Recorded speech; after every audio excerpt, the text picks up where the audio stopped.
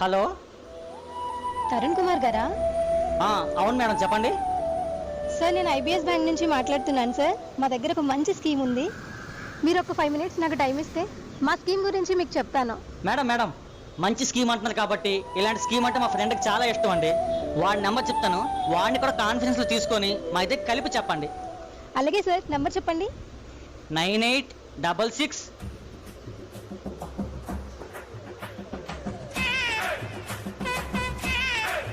Hello, ఎవరు?